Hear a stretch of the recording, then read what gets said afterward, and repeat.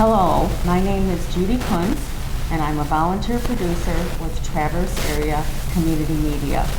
And I'm here today in the offices of the Inman Recall Committee in Traverse City, Michigan. I'm talking with Caitlin Flynn, who is a staff member at the Recall Inman campaign here in Traverse City.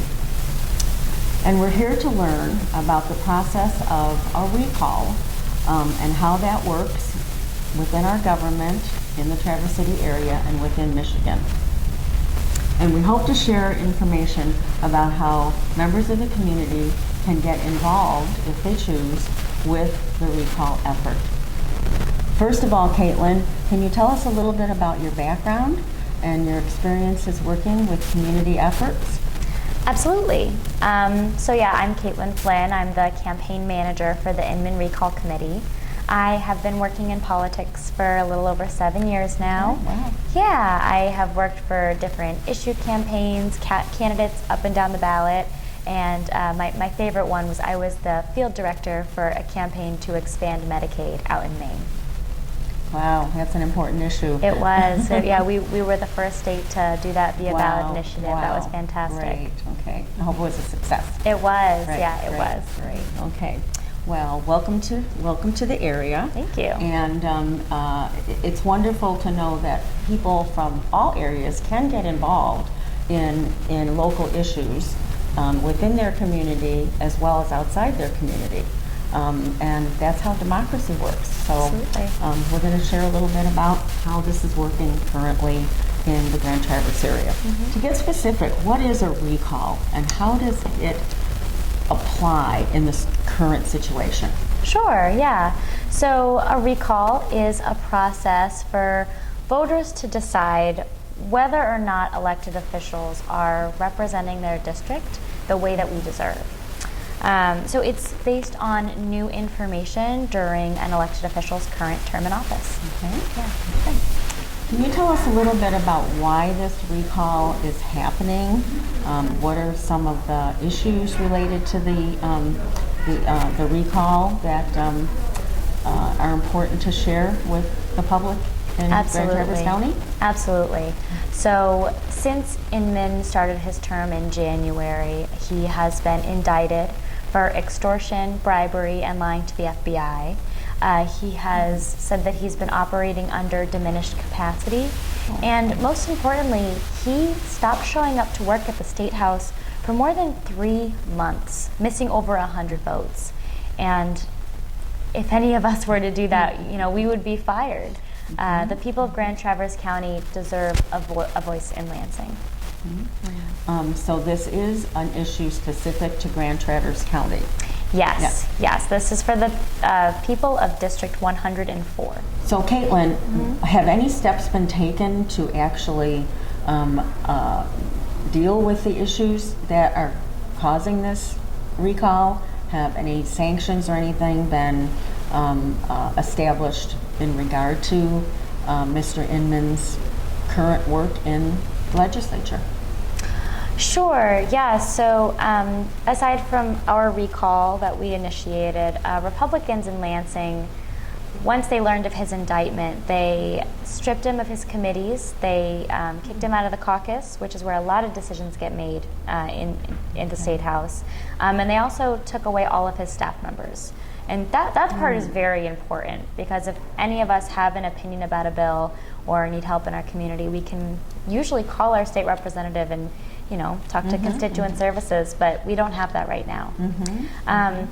So all that happened, and Republicans have repeatedly asked him to step down downstate, and then there was even a bipartisan vote back at the end of August formally asking him to resign, and that passed 98-8. Wow, okay. Yeah, but he still refuses to resign, so that's why we have to move forward with this recall. Okay, so the co-legislators see this as a very serious issue as well. Yes, they do. Okay. Can you tell us a little bit about how a recall happens? How it gets started, Sure. how it proceeds. Sure. What are the important steps that have to happen? So there are a lot of steps, but basically we had our petition language approved by the State Board of Canvassers, which took a little while. And then starting September 23rd, we were able to start gathering signatures for the petition. Now, around Thanksgiving, we'll be submitting those to the State Board of Canvassers. And once they decide that we have a sufficient amount of signatures, it will trigger an election. Okay. Yeah. And how many signatures are required on this particular petition campaign? Just over 12,000. 12,000. Mm-hmm. So that's a lot of public input. That's a lot It of... is. Okay. Yeah, it's... Yeah. It is. Yeah. So can you tell us about how the petitions are actually obtained? Sure, yeah. I'm thinking that's a big number. No, it is, yeah. No, to get 25% of voters from the last governor's election, it's a lot of people. Okay, that's how it's... Yeah, that's how we got that number. That's the requirement. Great. So we have people going out 7 days a week, 3 times a day. Wow. So people are going door to door. They're going out to public places where we might see big groups of folks. And then we have tons of people circulating with their own friends and family as well. Mm-hmm. So we have folks all over the county every day of the week. Okay. And is there a term for that, going out? Yeah, canvassing. Okay. Yeah, okay. going door to door. Okay. Yep, Okay. yep. And then Okay. there's public place petitioning as well. Okay. So Okay. yeah, going to the library, downtown, Okay. other public places. Okay. So that's actually the getting the signatures. Yes. But my guess is that you can't do that all on your own. So No. there must be another step in there, okay, which is the community involvement. Absolutely. Okay, the volunteering. Yeah. And what are some of the things that people get to do as volunteers beyond, just canvassing or beyond? Beyond just the signature collection? mhm. Absolutely. I mean, we have folks in the office every day of the week making phone calls, getting their friends and family involved in different, community members. We have folks who are helping us with our data entry. There's a ton of different ways for folks to get involved with this campaign. Okay, so this isn't a trivial thing. No.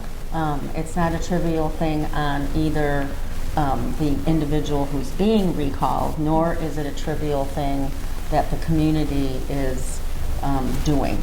Right. Okay. Right. Yeah. We knew this campaign would be a challenge. We have 60 days in order to get all these signatures, and we're a little bit past the halfway point in that period right now. Okay. But this is the foundation of our democracy, having representation, and it's worth fighting for. And the community has been overwhelmingly supportive of this effort. Okay. So the individual being recalled is the only representative for Grand Traverse County in the state of Michigan legislature? In the state, in the Michigan State House of Representatives. Okay. Yes. Okay. So it's one Yeah. per. Yes, one per district. One per district. Yep. Okay. Wow. Yep. Well, following you're obtaining these 12,000 signatures, what happens with those signatures?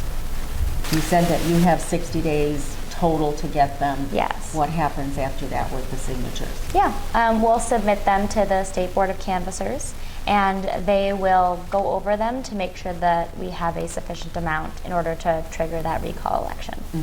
Okay, going over them for accuracy? Exactly, yeah. So this is, there are a lot of ways that folks can make mistakes while they're signing the petition. It's a very specific document. It's a township level, so we have to make sure that folks are signing in the right township. Other small errors that we might see. Messy handwriting is one.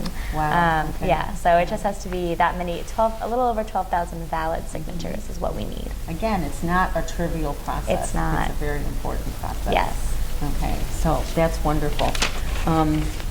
What roles can volunteers, and I know we talked a little bit about this, but what roles and what I guess I would say benefits, because I do volunteer for different types of things in my community. Sure. And I always find it's a very interesting process.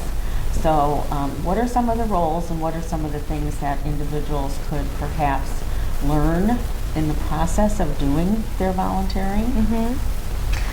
Yeah, there are a bunch of different ways to get involved. Of course, I'll say the biggest one is going out and collecting signatures. I have a volunteer who was helping out in the office a lot, making sure that our clipboards are put together and making sure that we had snacks and all of that in the office. But she recently, for the very first time, went out and started getting petition signatures herself, and she was always very nervous about that because it's hard to do if you've never done it before, going up to people. But now, that was a week ago that she did her first shift, and now she's been out like 3 different times. Oh, wow. I know. So you can get some new skills, do some things that you didn't think you could do before, and really make a difference in the community.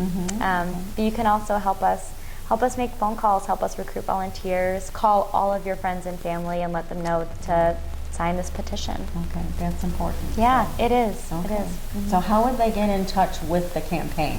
Absolutely. Do you have a phone number? And Yes. we'll also put this at the end of the program so that it will be available. Oh, good, yeah. But there is a phone number that they call and... Yes, yep. So our office is located over in the Cherryland Mall, right next to the old Yonkers. It's 1756 South Garfield Avenue in Traverse City. Okay, so there's great parking, no issues Such with parking. good parking, yes. Okay, in Traverse City, that's always a concern. It is, yep, Okay. yep. And our phone number is 231-421-1103. So we're open 7 days a week, a minimum 10 a.m. to 7 p.m. But you could always give us a call and just make sure that we're here so that you can sign the petition. Okay. Yeah. Sign the petition and learn about... And volunteer. What volunteer opportunities are available. Absolutely. So, okay. That's it for now.